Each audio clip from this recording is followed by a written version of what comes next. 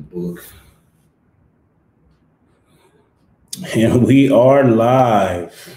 Hey, what's going on, guys? Welcome to the Free Agent Real Estate Investing Podcast. My name is Stratton Brown. My name is Michael Butler. And we're going to talk about really just the struggles that we've gone through in real estate and how we've transitioned our lives from being athletes and how we've taken those skills, put them into our everyday lives, put them into real estate, put them into business, and then all sorts of balance with family, business, not working yourself to the bone, and how we try and live our lives in our daily struggles to try and be the best men possible. Sure. So we want to thank you guys for joining us live tonight. We know it's late, but hopefully it's worth the ticket. All right, man. Let's start off. How was your week? How was your business week last week? What you got going next week? What you got going on for the holidays? Okay. Let's see. Last week, I would say we finished off strong. We had a couple things that we locked up. I think the biggest thing is we're just at this point we're kind of looking for more deals. I think just like a lot of people, we're trying to finish the year off strong by continuing to fill that pipeline for next year. And so when we hit January, hit a new year, hopefully it starts to explode. And what I got going this week. Just a lot of follow-up, just trying to organize things in my CRM, and really just trying to spend as much time, I think, with just family as much as you can. Yeah, man. That's right now is the hardest time. I don't know who keeps the one thing gurus say is don't turn off your marketing during the holidays. And I don't know a single person who turns off their marketing during the holidays. You know what I'm saying? Yeah. You hear every single guru, you better triple down during the holidays because that's when you get the most deals. Yeah. But I don't see anybody really slowing down their marketing. You yourself have to stay involved and not check out. And not check out. 100%. That's what I would say, not check out. That'd be the biggest thing. Keep your foot on the gas pedal. And if you guys are here, let us know where you're from. Leave a comment. We'd love the interaction. What are you doing? Do you have any big Christmas traditions or anything like that, man? With this whole pandemic and everything, it kind of, like I said, it dampens it a little bit. But typically, we started last year. We started doing Christmas Eve. We usually do Christmas Eve. We stay. Everyone came to our house last year, and then we'll hang out, play games, watch movies, listen to music, sip Capri Suns and stuff like that. And it's really for the kids. We try to get everybody together, just, be a family, everybody under one roof in our pajamas. We'll do the same thing a lot of people do. We had the matching pajama sets. We try to keep color coordinated a little bit. And then they'll open up presents from, at midnight, they'll open up presents from their parents. Okay. And then they'll go to sleep. Santa obviously comes in the middle when they're asleep. And when they wake up in the morning, they get to open their presents from Santa. I still struggle going to sleep on Christmas Eve, bro. Oh, man. And you know what you're getting. It's still so hype, bro. I love it. We got a Facebook user. If you guys also, for StreamYard, you guys got to allow them access so it'll display your name up there so we know exactly who you are. But what's up, man? We really appreciate it. Coming up from Fresno. That's what I like to see. What about you, Strat? I got back from South Bend in Dallas on Tuesday. South Bend was good. So one of the issues of going into a new market, right, is Kalani locked up a house, and I was like, oh yeah, this looks good. It was like a 4.2, and everything around that area was selling at 160. And we got it at 90, and I was like, you know what, rental numbers will work. It's a killer deal in Fresno, by the way. I was like, rental numbers will work. Let's do this. We fly out there. I go look at it. And then I was like, okay, yeah, cool, whatever. It's a basic ass house for that area. Yeah. But then I get there and one thing that you don't know when you're not in the area, it was on a main street, the only main street in the area. And it's their little freeway. It's Shaw. Right. So it was right on the street? It was on Shaw, pretty much. Okay. Yeah, and so auto drop 10, 15 grand. And there is no front yard either. It's a street. It's on the street. So there's no families picking that house. No families are picking that house. So we couldn't dispo it for anything. Okay. Hey, Cletus and Aaron. What's up, guys? And then, so that happened. We looked through it. I was like, cool. We get home and we run comps on it. And another house just sold for $50K while we were in escrow. That was the exact same comp. So I had to, we're backing out of that deal. Okay. And how does that conversation go with the seller? Really just calling him up like, hey man, I thought this was going to work for me, but if I buy this, for one, I'm going to lose 40 grand. And I'm not buying this because of X. Like this, another house that was comparable just sold for 50. Okay. If I go to get this thing appraised, they're not going to give me my money back when I take it to a bank to refinance. Yeah. And I was a dumbass and I didn't know this was the main road. Like that was completely on me. And I actually want to not piggyback off of that, but I kind of want to add into that because I know that's a fear that a lot of new investors have with essentially not being able to either move a deal or close on a deal. It's a fear of what if I'm not able to perform on this. And so I think from what it sounds like, you got a decent rapport with the homeowner. Yeah, and you just got to do it in a timely manner. You know, you don't want to be freaking dragged out day of closing like, hey, I'm out. Yes. You know, and like it's Christmas time, like I'm gonna get my money, blah blah blah, blah blah blah. You give them false hope. False hope, and I think when you know that it could potentially be a tight deal, or you don't know for sure, kind of about the area. Typically, if you come right out and you just tell them like, hey, this is based off of my experience. These numbers seem like they'll work for me. I'm not 100% sure yet. But I'll let you know as soon as I feel like, or as soon as I discover when I'm not able to do it. And typically I've had good responses from homeowners when I tell them that, hey, I really love the property. We both don't know too much about what it could be worth. And when you have that open conversation, and you build that rapport with those homeowners, it definitely helps. Right. And I feel like we could have done better by networking with more people out in South Bend.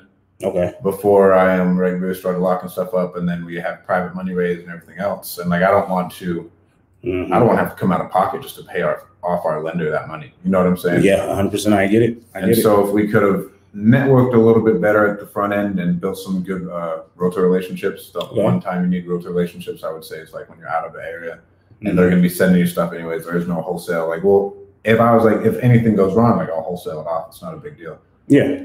But build those relationships is big, man, especially with realtors, right? First thing I do, I think, with a different market, Facebook, man. We utilize Facebook and we hop in the marketplaces and REI groups, man. You look for someone that's familiar in the area. Exactly. And then from there, I went to Donovan Ruffin's event. Okay. And that was dope. They put Ryan Harper, if Ryan's watching this, Ryan put on a great event. Donnie's an absolute stud. His business is killing it. He was talking about how much he made this year in assignments. And he's out of Texas. And they do all of Texas. Yeah. And he's young, man. Yeah, he's my age. He's like 25. He's a straight beast, man. If you guys don't, hey, shout out, man. You follow him on Instagram, killer out of Texas. Yeah, he's like top in our industry. Mm-hmm. And then who else was there? I got to talk to Pace and Jamil a little bit. Okay. The biggest thing, and we'll talk about time management, but I asked Pace, like, how the fuck are you handling all your day with how much shit you have going on? Oh, dude, it's insane. It got to a point it was overwhelming for me to consume his content. Right, like with your content. Yeah. He's got like, well, I have 12 businesses, and so like I was talking to him like on the side because like I was sitting there, right, and I'm sitting here and just like listening to someone talk, and then I hear this dude yell behind me. What's up, bro? And it was Pace. Energy never wavers, man. And then so I was like, his energy never wavers. And so I was, as soon as it was over, like I've been dying to ask him this question. Yeah. And then like, okay, well, Pace and Jamil are going to do a Q&A. So I just asked him from the whole thing. Yeah. And he was like, bro, you need an integrator. Like, he was like, you're way far off. You need someone to like be doing these things. And again, just like delegating, like we talked about last week, to handle all of that nonsense. So what's an integrator? I mean, for those who are watching, yes, we're going to have a lot of people who understand our industry and stuff like that, but we also want to focus on those who don't know a lot about our industry. Yeah. Right. And so when you talk about integrator, what are you talking about? So with an integrator, the big thing for me is operating in your unique ability. And so my partner Chase in our call center is amazing in that aspect, to where he's an amazing integrator. Chase is really techie. Yeah. And he likes the details. And me, as you guys can tell, I just run around and try and get shit done. Well, I get shit done, but yeah. Like, okay, no details. Yeah. This needs to get done. You come out very right. Like here's my vision. Here's what we're doing. Let's go. I don't care about details. Just get it done. Yeah. And then I take on too many things, put too many things on my plates, and then we start a couple businesses. Then I'm running around with my head cut off and just like, fuck, man. Like, I got to handle this business. I got to handle this business. I got to handle this business, to where Pace is saying no one talks to Pace anymore except Cody. Okay. And then Cody's the main point of contact after the executive assistant. Okay. And then like they structure it that way, and Cody makes sure like everything happens. And he was talking about, he was like, bro, Cody tells me like no all the time. Okay, so like I want to buy a new Key Glee franchise. I want to do this. I want to do that. I want to buy a new title company. And then Cody's like, bro, we got to wait until like February. Like that's not happening. Mm-hmm. And at least, and then they can help put those systems into play, right? They're good at taking your vision and putting it right in there. A plan, yeah. And putting it in a plan. And like that person should be amazing at what you're not good at. And that way my unique ability is whatever, like big picture, business relationships, talking to people. Yeah. I am awful with details. And so that ties in kind of like where, if you guys don't know kind of what we're talking about with integrators, the book was Traction and Rocket Fuel. Traction and Rocket Fuel. They talked about in most successful businesses or companies, you have a visionary and you have an integrator.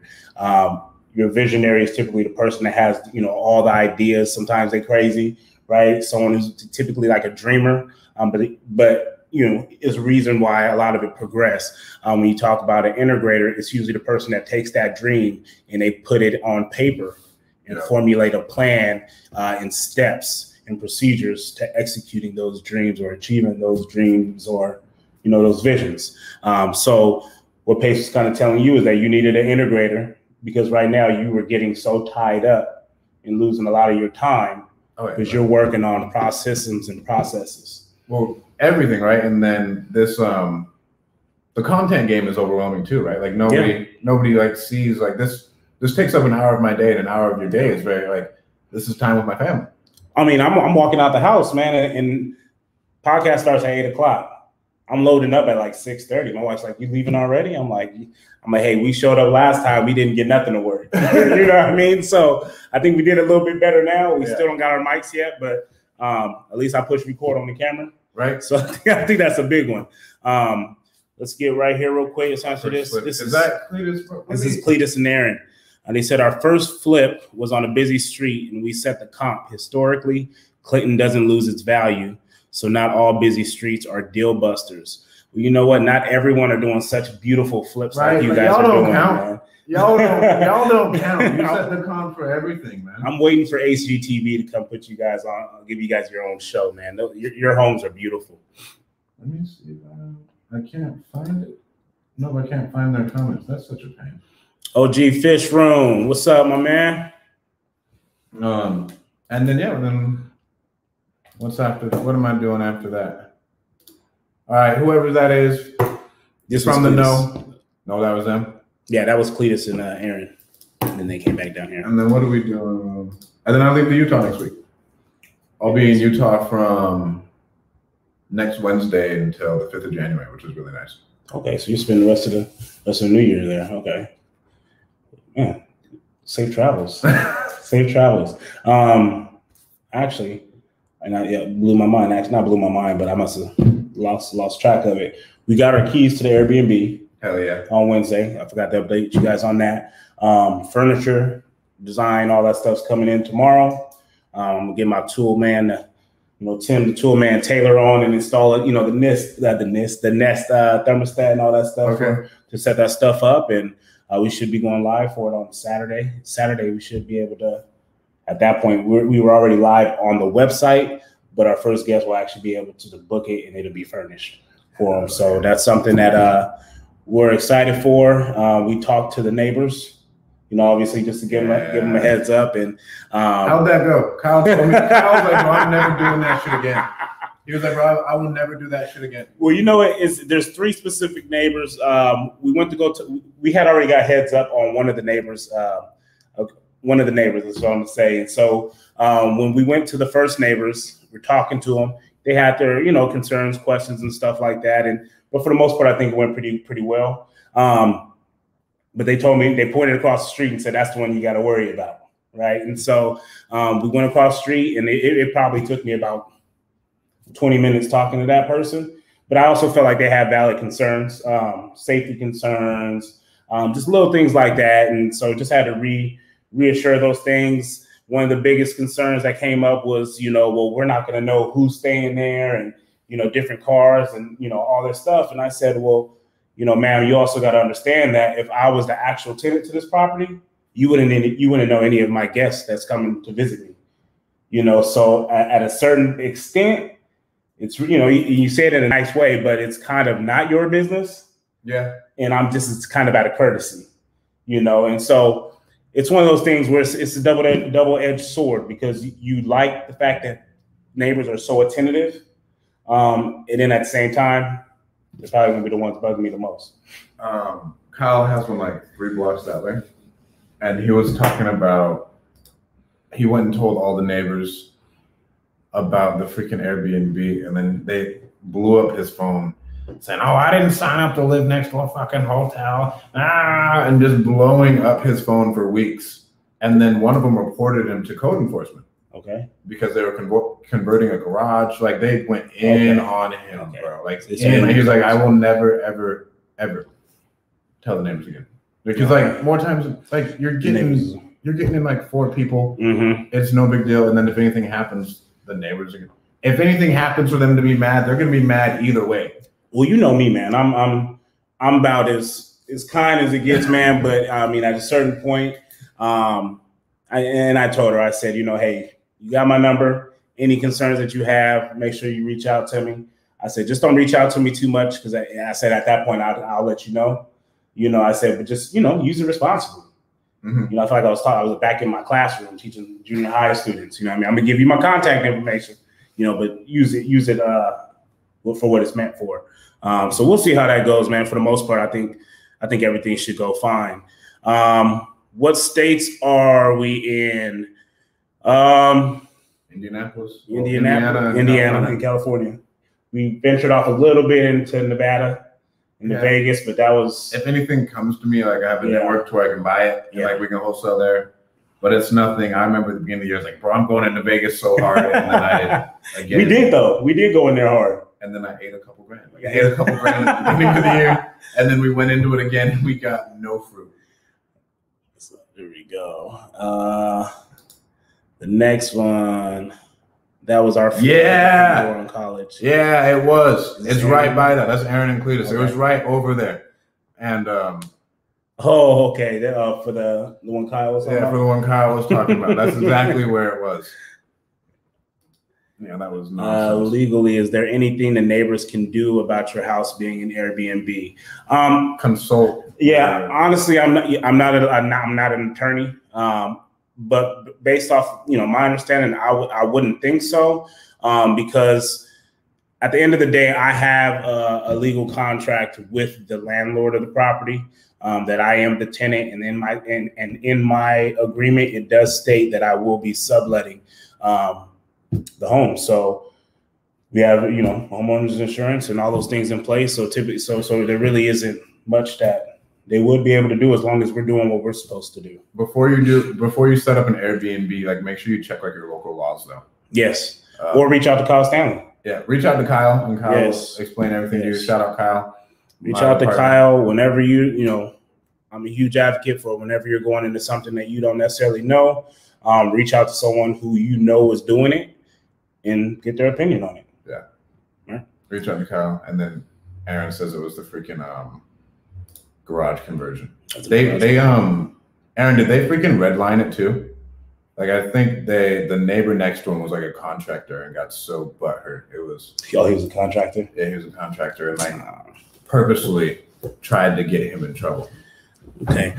All right, guys. Well, we're about 20 minutes in. Again, thank you guys for tuning in with us. Again, if you like it, go ahead and hit us with some hearts. You guys see our Instagrams down at the bottom. Go ahead and give us a follow on that also. Like and subscribe on YouTube. Mm-hmm. And then share this with all your friends, so all your friends know. We want everybody to get rich through real estate and hear about us talk about our problems. And then, by the way, the garage will be done. Oh my God. Yeah, wait for me to put it on the screen. So the neighbor didn't get his way. I love to hear that. And then he used to be, and he was pissed about the Airbnb. Yeah. Whatever. And this is shit you have to deal with in real estate. Like I'm dealing with a family of sellers right now. That is the most frustrating group of people I think I've ever dealt with in my life. And they may be watching this, so I'm not going to disclose any details. Why not? Not about this one, because it's a fat. You'll get sued for this one. We don't want no lawsuits. But like it has been an absolute nightmare, and one thing I need to work on, because like I'm JVing with Dean, like we already have it sold, and I was like, bro, I do not want to work with these people. Yeah, I get it, man. I mean, that's just like something we have to get used to. We are always, no matter if you're doing business on your own, working for someone else, playing on a team, you have to deal with people who are shitty, and it's just a part of life, and it never ends. I thought it would end when I became my own business owner. Oh man, you get paid to solve problems, but it still hasn't ended. I still have to deal with shitty people every day. Yeah. Let's talk about freaking time management and what you've done to manage your time and work on your, I think, work-life balance in the aspect of, I mean, not life, right? Because I'm working to not work, but I'm talking about at least balancing my time so I can bring my family with me. Mm-hmm. Spend more time with my family. Like, I'm not talking about balance so I can go get fried every day. I'm talking, because that's what means a lot to me. It's like my family. Yeah. Well, I think we all get into entrepreneurship for the freedom of time. We get into it for financial freedom. And ultimately we have these goals. But like you said, I mean, I think when you are an entrepreneur, we're getting into it to buy back our time. But initially, we got to put in a lot of it. So the number one feeling I constantly feel is either I'm cheating my business or I'm cheating my family. Yeah. You know what I'm saying? Like I'm either when I'm at home, and so having to be insanely present and turn off my phone, not take any phone calls after a certain time. Yeah. And like at a point, just freaking learn to eat the money. Or hire on a call center to just take the calls that I can't get. And we don't do a lot of PPC marketing or direct mail, so it's not an issue for me. Yeah. And I can't imagine someone needing to talk to me that late at night. Yeah. But just turning off everything and trying to give my family undivided attention so I can enjoy them. Because like I'm with my son now half of his life, right? Yeah. Because we co-parent. So I get to see my son for half of his life. That's nuts. Because at that point, you already have less time. Yeah, at that point, I already have less time, so I have to be more and more efficient in my business so I can make sure my son gets the best possible family experience. Yes. So my number one thing is for like being more efficient has been putting in a morning routine, bro. Okay. Like putting in a morning routine, and I was talking about today, I'm usually up between like 4:30 and 5. Okay. Is one thing that I've like really just strongly been pushing so I can get in reading, meditation, and then as soon as meditation, my walk, and then as soon as all that's done, I can start my admin work early because like at 9 o'clock, where your phone's already blown up. Yeah. Like your phone's blown up, and then you're reacting to the day and handling nonsense. Yeah. And then at that point, I have to get everything done before 7, like 7-ish, so I can stop it all. At 7 and spend time with my family. Okay. They're up by 7? They're up by 7? I'm talking about 7 at night. Like 7 at 7 p.m. Like I try to 7. I'm like, man, they up. Bro, Zeno, and sometimes he's just up out of nowhere. Dad? What about you? Like, how are you balancing it? And then we'll talk about having a solid support system from your wife. I'd say I'm balancing it. It's kind of like being at a circus. Yeah. I'm not balancing it. I try the best that I can. I think this year we did take a little bit more in the sense of trying to delegate some things. Yeah. Because I'm a one-man show for the most part, and that's in no way to discredit my wife for everything that she does at home, right? So when I say a one-man show, I mean particularly in our investing business at this point in time. And so honestly, I think me being able to have more balance came down to me being a little bit more organized. I'm true and through visionary. I run off of feel. I run off of energy.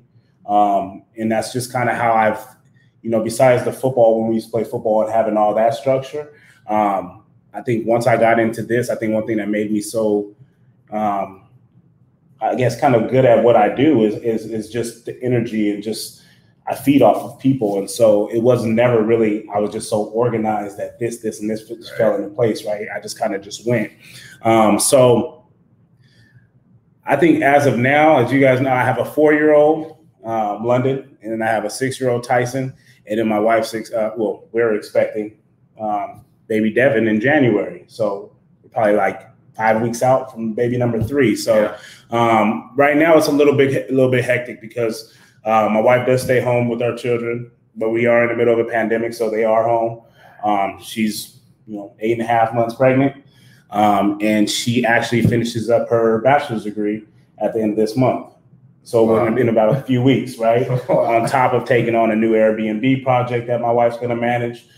So one thing I think that's really changed a lot for us this year was my wife had always been so adamant about our calendar. My wife is very analytical. She's very meticulous when it comes to planning things out and stuff like that. And so it's kind of where we went. In a second. She's very, like I said, she's very analytical and stuff like that, very meticulous with her calendars. And so she had always got on to me about, hey, you need to put it in the calendar. Had a buyer showing up at an appointment one day. We were doing something else. I text the buyer, making sure they got EMD in. Hey, what are you doing? Have you called the title company? They're like, hey, I'm meeting the contractor at the property right now. And I'm like, oh, shoot, forgot. And she's like, you get so caught up in everything else that those little things, you forget those little things because at that time it's little because bigger issues come up. Yeah. And so that's one thing that really changed, I think, my life this year is making sure if it's not in my calendar, whether it be going to Starbucks, this podcast, an appointment, if it's not in the calendar, it's not happening. Yeah. And now I actually live by it too, because I'm just like, I can't negotiate with my wife when it's not, it must not have been important enough to put it in the calendar. So I think being able to plan those things out. So in a marriage and a relationship and stuff like that, it helps the other side. It helps your significant other get on board a little bit more because now she knows what you're doing, And then, so this is my planner, a full focus planner. If it doesn't go on my planner, my girlfriend knows it's not going to get done. Like she's like, write it in your planner, write it. You have to buy those Christmas presents. If it's not written down, it's not getting done. And then I have my calendar for like my business stuff and I somewhat merge them. Like same thing, bro. If it's not in there, it's not. Nothing gets done.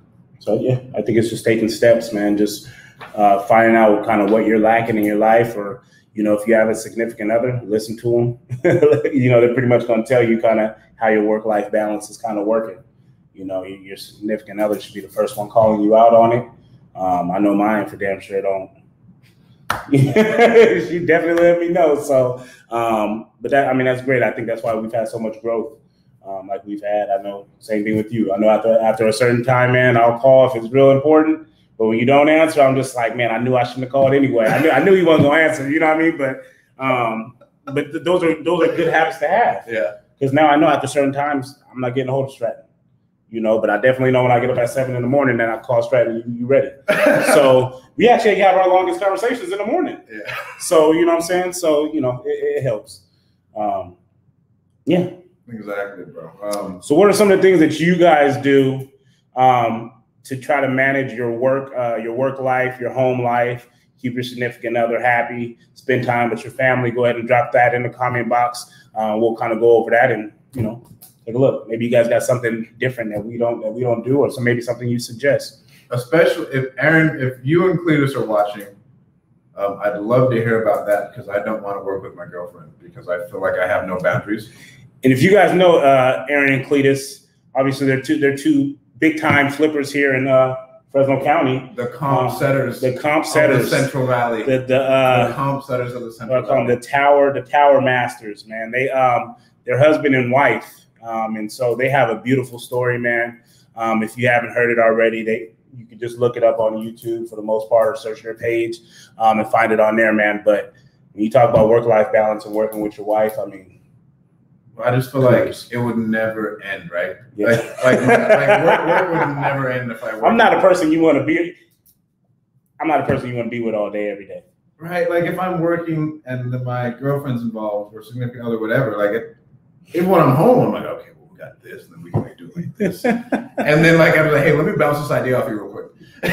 And it's freaking 11 o'clock at night and I'm in bed trying to like wind down. But then like if that's my person, like that's what I'm horrified of. Yeah. To where I lose my personal relationship with my significant other because I have absolutely zero boundaries and I'm always like thinking.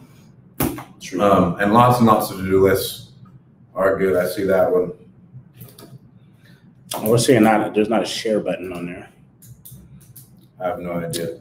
Sorry. That's one thing we haven't figured out yet. It works on the other one, bro. It works on the other one. And then, so what book? Let's talk about what books you're reading. Whew, man. I'm an audiobook person. I can't do the actual book, but I definitely love to listen to my audiobooks in the morning. So, what have I been listening to recently? I'm always listening to the negotiation book. Chris Voss? Chris Voss. Never Split the Difference. I love Never Split the Difference. It's a book that you just you can read it one time, but at the same time, like you need to constantly listen to it. You're gonna pick up on things that you hadn't picked up with before. So I go in and out of that book. I'm reading one with, oh my goodness, it's an execution book. Is it Extreme Execution? The four disciplines of execution. No, it's the guy who was in the military. He led Extreme Ownership. Fantastic. Yes, Extreme Ownership and Never Split the Difference are the two that I'm reading right now. I'm currently reading Mastery by Robert Greene. Okay. What did they say? I actually just went back to the 8 to 5 job where Cletus works. So imagine that. Oh my God. You guys are crazy. Aaron had too much time on her hands. Think and Grow Rich audiobook. I'll fall asleep 3 paragraphs and read. You know what? I haven't got a chance to read it yet, but it's highly recommended from a lot of people, a lot of my peers. I know we talked about it this morning. It's my Bible, right? I know Jason Pritchard is currently reading it right now, and he's probably reading it for the third, fourth time, right? That's definitely a book that I've been wanting to take some time and actually read. But yeah, man, I don't know about the audiobook, but for sure the actual books, I'll fall asleep three pages in, man. But for some reason, the audiobook, it allows my mind to kind of wander a little bit more while I'm still moving around. Yeah. Shit. So what I do is I listen on Audible at like 2.3 is the fastest I've gotten up to. It's too fast for me. And I read at the same time. Okay, that's actually right. That actually is a pretty smart idea. Right. So like, and I'll fucking plow. Yeah. So that actually sounds pretty fun. And then I have to pop, but it doesn't sound too fast, right? It just helps you like catch up to it. And so then I can highlight and I'll still stop it and then notate and everything else. That helps me read books a lot faster. Okay. Because I can't listen to a regular audiobook at 2.3 speed. I can like get up to like 1.5. Yeah, for sure. 1.7. Yeah. And then at that point it's kind of lost, but at least where I can see it and I can read it at the same time. Well, hear it, at the same time. That helps a lot. And you do this on your walk, right? So on my walk, generally, I take care of like a bunch of business admin shit, like phone calls that have to be done. And then I'll right now I'm listening to Turn the Ship Around. I don't know who that's by. It's a leadership book that our upper management, our call centers reading together. And then Sandler Sales. I'm listening to a Sandler Sales book whenever Sales book, that's another one I need. Whenever I'm free. And then Robert, I think that's his name, Robert Greene's Mastery. which is like his other book, 48 Laws of Power, like top 5 book ever, like of just how to make different maneuvers in life strategically, and it goes over like a ton of like great leaders like Genghis Khan, Alexander the Great, and how every different type of situation and what type of maneuver they used, and like whether it's kindness or like deceit or anything, and then showing you like this is what could happen to you, and this is what other people could be doing to you. Okay. And that was that one's a lot. What's this? This is James Bronson. What's up, my man? He actually reached out to me right before we started. I'm glad you were able to make it. I know. He's calling for us right now. He's calling for you guys? Yeah. Nice. Who are your favorite people to watch on YouTube? Were you finished with your stories? The little book, the books you were reading? Those are all the books. Okay. Because I know the list will continue to go on, but those are the ones you're reading right now. I've never read so much until I got into real estate, to be honest with you. It turned me back on education. I think you finally find something that you're really interested in, and I think in this profession, man, there's just from building a team, from leading a team, making decisions, the mental aspect of getting beat down and having to get back up in this business. There's a lot of shit that you got to learn, and the fastest way you can do it is honestly reading those books and fucking YouTube. So, James, to answer your question, I'll let you go first. Or do you need some time? Because I'll go first. I mean, Mark Evans, bro. Like Mark Evans. Okay. Mark Evans. If you're like watching YouTube, Pace. Like you can watch Pace and Jamil. Yeah. I don't know if Steve-O has like a really robust one. But Pace's YouTube will give you a lot. Yeah. And so you would say it depends a lot on kind of what you're trying to do at that point in time. Yeah. And a lot of it exactly goes in like what you're trying to do at that point in time. I mean, or freaking watch our YouTube. I have tons of interviews. Who else? Matt Larson. If he ever puts out new content, Matt is a amazing businessman who I tend to try and watch a lot. Who am I missing someone, bro?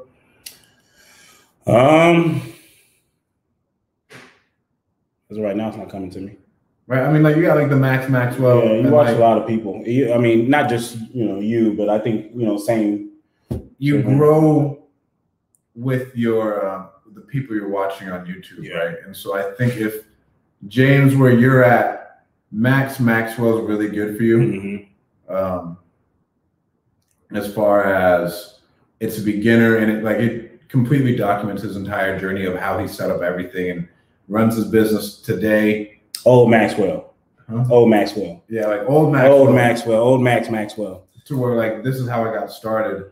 I think for you that it would be Maxwell, and then as far as other basic stuff, I think YouTube can be kind of a rabbit hole of non-action. Yeah, it can be. So the whole thing with analysis paralysis, YouTube 100% will get you there, and I've had to manage the time that I've spent on it, or just the amount of content that I've consumed. I've had to be very specific on what content I consumed based off of where I am. So like to feed off what you said, for James, Maxwell, go back to his first video and watch it from that point on. He's very precise and very detailed in finding leads, locking up deals. He has walkthroughs through homes where he's kind of calculating repair costs. He's very analytical early on in what it takes to get deals done. And I would say that's definitely one of the best channels to watch, I think, early on. At least for me, it was. Now, I consume more podcasts, and the YouTube that I do watch is because I just want to see the video of it. So when it comes to real estate, I love Steve Trang's Real Estate Disruptors. To me, it doesn't get old. There's constantly successful real estate investors on there, and it's always nice to be at a high level. I mean, you're verified in order to get on the show. Yeah. And so for me, I love watching the show because yes, every question is the same, but no one's journey is the same. And so being able to go on there and hear how other people got into real estate, and then hearing how they scaled their business. some of the issues that they came across.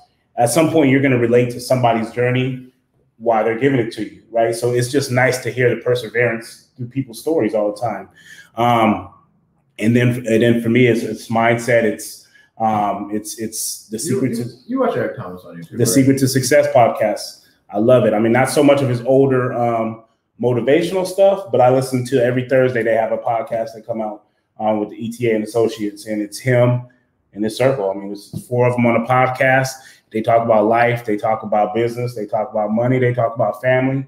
They just, it's like going into a barbershop, you know what I mean? And so it's very clean. It's very, I just love it, man. It's great I think it's great for just me in general as a person. And it keeps my mind sharp when it comes to my marriage and being a better husband, being a better father, entrepreneur, businessman, things like that. So as of right now, that's kind of what I'm into on YouTube. But again, based off your journey, things will be different. And James, I don't know exactly your personality type, but podcasts at the beginning, I feel like are a lot more powerful than YouTube is. But you can get really, really, really specific info of like, it'll say like a podcast, this is how someone hired their VAs. Mm-hmm. And then for me, I'm more of about like efficiency.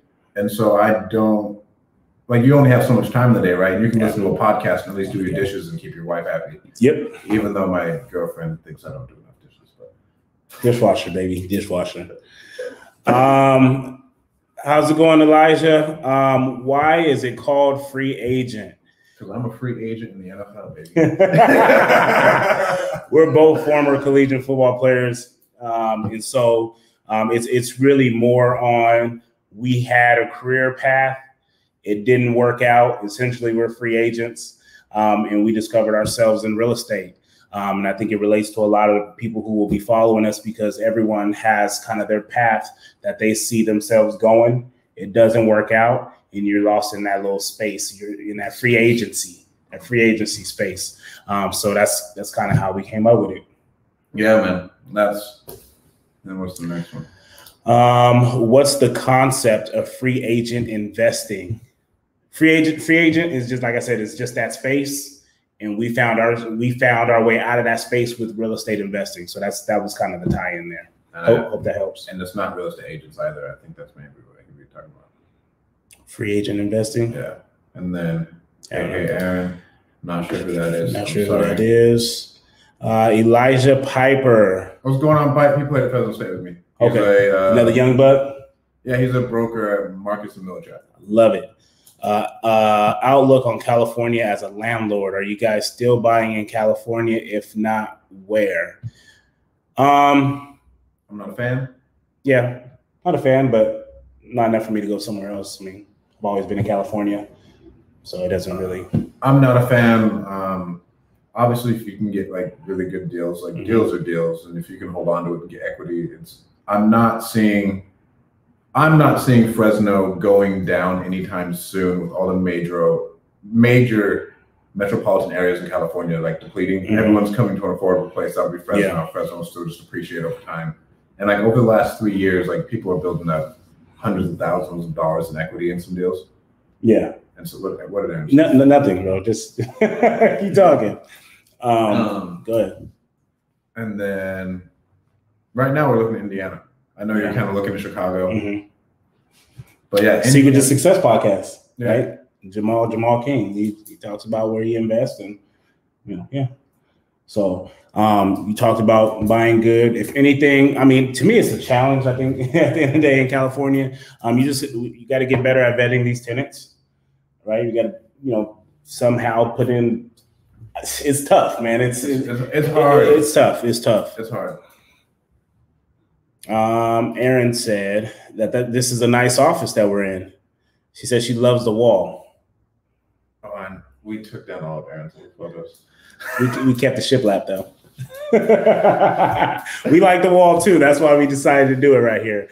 If you guys are wondering, we are at the Hub. Yeah. Hub here in Fresno.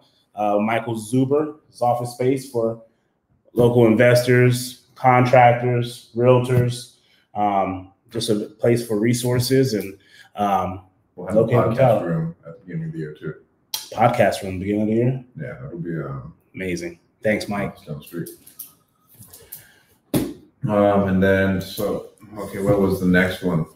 Structuring deals with sellers. I got a situation that I JV'd with Oscar this week, but I'd love to talk about, bro. Okay. So this lead came in. The guy died, and his niece, I believe it was, inherited the property. And me and Oscar ended up talking at the same time. It was like, whatever, okay. Let's work it together. Like, might as well save money on it. It's us two. I play basketball with Oscar like 3 times a week. Which we do a lot here in our market. Yeah. Oh yeah. I've done a deal with every except Aaron and Cletus, but I'm working on a deal with Cletus right now. I was trying to work one with them, but seller went ghost on me. So what we did, right, is we set an appointment. It took us like 2 weeks and 30 phone calls to set an appointment with them for us just to get there. Yeah. We set the appointment, and I was like, obviously get there, build rapport and everything else. And I was like, okay, what's going on, guys?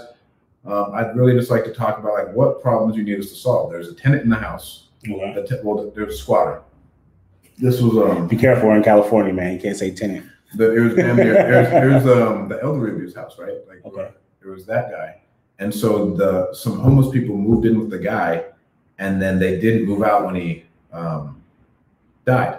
Okay. And they were homeless people in the first place, and he was just sheltering them, basically. But it was like questionable, right? Yeah. Right. And so they're there. They didn't want to deal with the tenants, and then they're worried about all these other things. And one of the decision makers like, I just want cash. Like, can you do cash? I was like, sir, the easiest part is me giving you cash. That's not even our biggest problem right here. I was like, that is not our biggest problem. And then me and Oscar had to talk to him in 9 different ways to explain to him, like, no, like, I know you have other issues. What are your other issues? And then we came in, and he was like, well, this is as is. Like, I want to sell with a tenant. I'm like, okay, that's one of them. And then he was like, well, what's our closing time? And then he finally understood, like, the terms that we were offering him and solutions that we could provide for him that the neighbor offered him, but he didn't even sit down, talk to him, like, okay, tenant, we'll give them cash for keys. We'll close with them there. And then we offered, they still have access to the house 30 days after we close to go take out things that they want. Okay. Because the person who lived there before was a hoarder and had a bunch of stuff that they wanted. Okay. That's what got us the deal, because like they were just talking about, oh man, if we can't get this done in 30 days, what are we going to do? Blah, blah, blah, blah, blah. And they didn't even think that was possible. Yeah. And so we had to dig out and see what they wanted to get out of that deal, instead of just being like, yeah, I'll give you 150 cash. So just the cash part. And I know someone probably offered him more, but I came in, sat there, talked to him. Like, okay, this is what I can offer. Lay it all out on a platter. Okay. Did the other person you're talking to even offer to do one of these things? And then they're like, no one has talked about this at all. So you just brought more value. Yeah, like brought more value, and that way, we got the deal with JV on that and make a decent amount of money. But that's one thing no one really understands. Like when you're first getting into real estate, like when we say problem solvers, that's what we're talking about. Yeah. Not and obviously like we're doing this to help people, but like it's not a super, oh, I'm doing this to help people. I love it. But like you got to know what their issues are. Like you got to like just pull out those issues and actually be able to solve those problems. Yeah. If you want to do any business. Yeah, 100%. Man, that's a hell of a. And how long you said this took 2 weeks to get the appointment? Bro, we've been following up with this family since like January. Wow, that's crazy. What's up, Brad? Oh my. Man, we might have made it somewhere when you get Brad Hardy. Brad Hardy on the show. Sheesh. What did Aaron say? He said we just had an escrow cancel on us, and not even 24 hours later, we had 4 offers. California market is fire. Yeah. Yeah. As far as that, I would agree. Yeah, 100%. Flipping right now, people buy things I think they shouldn't buy. That's just my opinion. 100%. That's just my opinion. So, man, I'm trying to think of a deal where we talk about structuring a deal. I haven't been able to get any of those closed at this point in time. I have one that I spoke with last year that I'm still working on. The situation we had the contract signed for it, the purchase contract. We had a purchase contract signed for it. Did the walkthrough and stuff like that. The problem is this home is in. Can't even remember the exact facts of it, but all I know right now is that there's a brother that stays in the home, a sister that lives in Oakland. Oh, bro, I'm working that lead. No, you're not. I really am. It's on the west side. It is on the west side. It's on the west side. Okay. Well, we probably need to work together on it. Because shit's giving me a headache. So this is a deal that I pretty much locked up earlier in the year. I assigned it to a buyer. We get it in the escrow, and we start going through some of this stuff. The sister's like, hey, whatever my brother wants to do, I'm all for it. I got cancer. Let's kind of we'll just work it that way. Offered to pay, probate costs and stuff like that. And what ends up happening is there's 3 siblings on here, 2 of which I have on board. We were looking to close sometime in January 1st is kind of what they were looking for of 2021. Yeah. Which was fine because I knew it was going to be a while before we got there. There was a sister that had passed away, which the probate would need to be done for the sister. She had a caretaker, which was one of her daughters, who apparently that sister left everything to, was this daughter. So when the aunt reached out to this daughter, she's like, oh, well, why wouldn't we fix it and sell it ourselves? No offense, but that's everybody on the west side. Let's fix it and sell it ourselves. Never. Like, it's for lack of a better word, it's kind of ignorant, man. Like, it's like, the home is beat up. This is kind of what it's worth. Ain't nobody fixed it up now. Ain't nobody gonna fix it up. Nobody's gonna fix it up. You ain't gonna turn it. You ain't gonna turn it. It's not gonna be a hair salon. You didn't even fucking know about this house. You know what I'm saying? So like now all of a sudden you done turned into fucking Chip and Joanna Gaines. So that's been the issue with that. We've been stuck in probate because they're trying to get this woman on board. But again, the aunt has the freaking, cancer. So we're trying to find ways about it. He's calling me like once a week, like, hey, like I'm ready to get this thing done. I'm like, I get it, my man. I'm like, I really don't know what I can really do at this point. I think I reached out on Facebook, kind of thinking about kind of like what did I reach out? It was adverse possession type thing. Just because adverse possession. Okay. Adverse possession, just meaning. And again, I'm not an attorney, my man. So just meaning that he's lived there forever, 10, 15 years. He's paid taxes on this property for so long. And I know in California that typically if there's an abandoned house that you move into and you let it be known that you're staying in this residence and you're paying taxes on it for 5 years, you can pretty much put in to have it put into your name through adverse possession. And so with all the stuff going on with this one, I'm like, well, technically he's been there for 10 plus years. He's paid taxes on it. So that's kind of something I had reached out to, never really got an answer for it. Looked it up on the internet, found an attorney here in Fresno who had a big ass lawsuit, I guess. I guess they were buying a bunch of homes through adverse possession. And dude was in jail for a while. Wife passed away, like while all of it was going down, I guess, because of stress. He ended up beating it, I guess, a year later. Man, it was a shit show. So I was just like, whew. So that's kind of where I am with this deal. Don't really know. So that's kind of, you talk about putting deals together and trying to figure out problems, right? So this is one. I mean, it'd be a nice payday, right? But obviously, I'm gonna have to fucking earn it, So that's kind of where I am. Brad, love the show info. We really appreciate it, Brad. Dude, is this the greenhouse near Chandler Airport? No, it's not. It's not. This is right off the 41. And then who's? Try to give me a call. I have a winner for you. A winner? A winner for what? I don't know, bro. Brad, a winner for what? Subliminal message. We'll JB with you.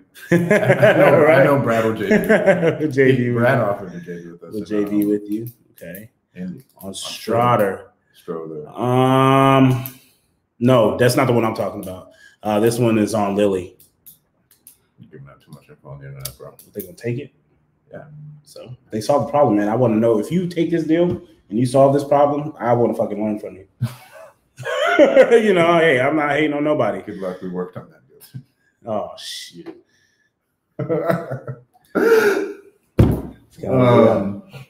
And then we got books, mentoring others, support system. We talked about that. I want to real quick about the ebbs and flows of business. We're at 55 minutes. We're gonna have to wrap it up. Yeah. The ebbs and flows of business and ebbs and flows.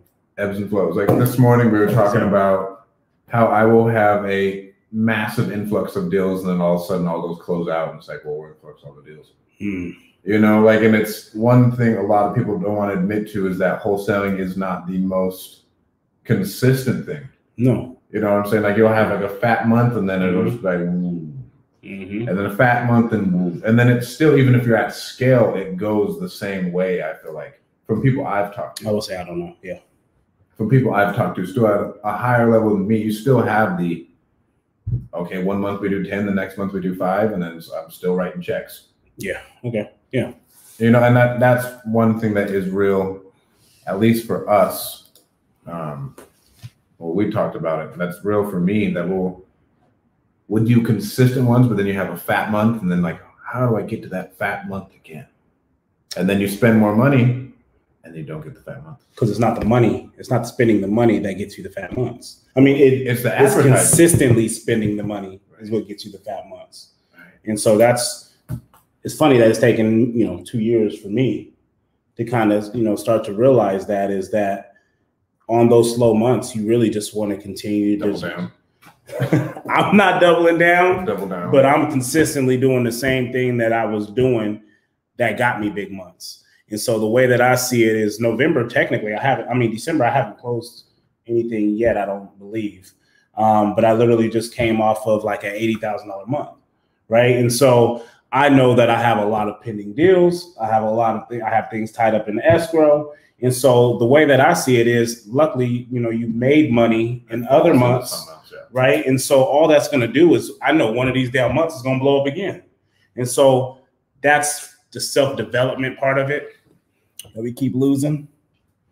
That's the self-development part of it, is just understanding that when it seems like it's perceived that your ship is going down, knowing that it's really not going down right now. It's cruising, bro. Yeah. It's cruising, but it's gonna pick back up. And at least that's one thing as you get going.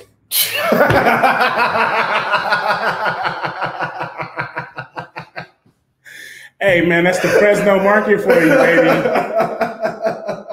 When I talk about us, we pretty much share everything. We will walk into a room like this and we will say, who's working this deal? Let's work this shit together because I can't figure it out. If you're not in a market like this, man, something's wrong with your community. My boy Cleveland. That is hilarious. But that's not the house, though. That's not, but shit. That's funny. Oh, man. All right, man. We actually have more topics, but I think an hour is pretty solid, bro. It's solid, man. I feel like we got great freaking engagement. We really enjoyed having you guys on here, man. I think, again, it's great having, speaking with you whenever we can get your ass in town when you're not in Utah or traveling around the States. Right. But thank you guys for tuning in, man. This is episode 2.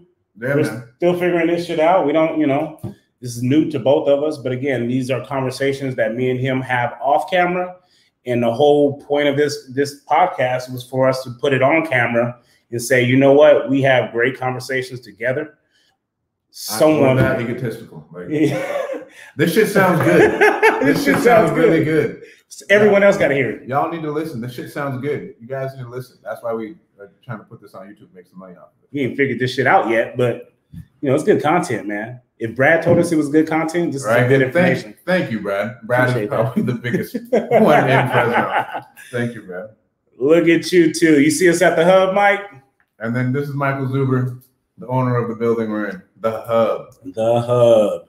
Go buy his book, One Rental at a Time. Follow him on YouTube. So, any closing statements, man? Don't give up. Enjoy your family during the holidays, man. Enjoy your family during the holidays. And develop self-discipline. Self-discipline, bro. It's like, who's the guy that you always watch? It's talking about self-discipline. David Goggins. Go watch David Goggins before you go to bed and feel like a bitch. I wake up in the morning, I'm like, man, I should probably hop on my Peloton, bro. And I'm like, man, my inner bitch is winning the shit out of this argument right now. You're in this bitch. And I go back to sleep. Thank you guys for tuning in. We will be throwing this on YouTube. It'll be whenever we decide to edit it. This will be on my YouTube right now. And then, okay. Then when we edit it, it'll go on our YouTube. Our YouTube is. And we'll start putting it on podcasts. See, we ain't figured this shit out yet. Man, Dean. There we go, baby. Deal Master Dean. Deal Master. Dean's made us a lot of money this year. Really though, Dean's made us a lot of money. He's been one of my best business partners. Been very lucrative working with you, Dean. Wholesalers, investors, anybody in Fresno, if you got a deal that you're struggling to find a buyer for, hit up Dean Rogers, man. Dean can get people to buy bad deals. So if you're on my buyers list, don't feel like I abandoned you, man. Just make sure you're on Dean's buyers list too, because if you're getting Dean's deals, you're getting my deals too. With that said, man, thank you guys for tuning in with us tonight. We'll see you next week on Thursday, 8 p.m. We'll try to make that pretty consistent. Yeah. We got to do it on Zoom because you're in Utah. Well, you will be in Utah. So we'll do it on Zoom. Well, let's do it on StreamYard and we'll just go side by side. Okay. Cool. So I get the camera to myself. Yeah. Fuck. Next week's going to be a good week. All right, guys. Have a good night. Thank you.